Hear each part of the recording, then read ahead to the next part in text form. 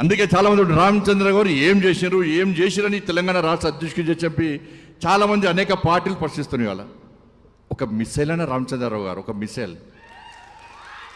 నాకు కూడా అంతమంది తెలియపోతుండే, ఈ కుంటుకుంటూ నడుస్తుంటే నేను పోయి అడిగిన ఒకసారి, మీరు పోయి అడగండి అని ఒకసారి, కళ్ళ నీళ్ళు వస్తాయి ఆయన చరిత్ర వింటే. నేను పోయి అడిగిన, ఏమన్నా ఈ కుంటుకుంటూ నడుస్తావు ఏం రోగం అన్నా నీకు అన్న వ్యంగ్యంగా ఆయన చెప్తున్న కళ్ళ నీళ్ళు వచ్చినాయి అన్న. అఖిల భారతీయ విద్యార్థి పరిషత్ ఈ చేయి కూడా వంకర ఉంటుంది ఆయన, అది చేయి వంకర ఉంటుంది, కాలు వంకర ఉంటుంది.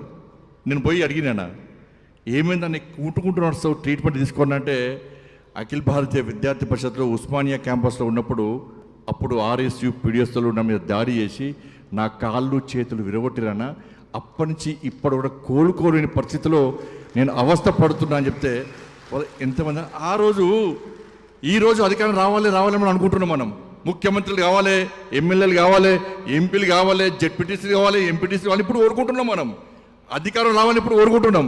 కానీ ఆ రోజు అధికారంలోకి వస్తామని ఎవరు తెలియదు. అధికారం రావాలని ఆ రోజులో కోరుకోవాలి ఎవరు కూడా. ఉంటామా బతుకుతామా సస్తామా తెలియని పరిస్థితి. నక్సలైట్లు పోస్టర్లు వేసారు, వార్నీలు ఇచ్చారు, చంపారు అనేక మంది కార్యకర్తలను, అనేక మంది శవాలను మోసిండు రామచంద్రరావు గారు.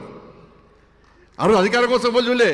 కానీ నక్సలైట్లు దాడి చేసినా, ఆర్ఎస్ పీడిఎస్ దాడి చేసినా కూడా మాకు అధికారం గురించి ఆలోచించకుండా, ఎమ్మెల్యే ఎంపీ కావాలని కోరిక లేకున్నప్పుడు కూడా ఇలా నమ్మిన సిద్ధాంతం కోసం, కాషాయపు జెండా కోసం, కమలపు జెండా కోసం కష్టపడి పనిచేసే గొప్పలన్న వీళ్ళందరూ కూడా.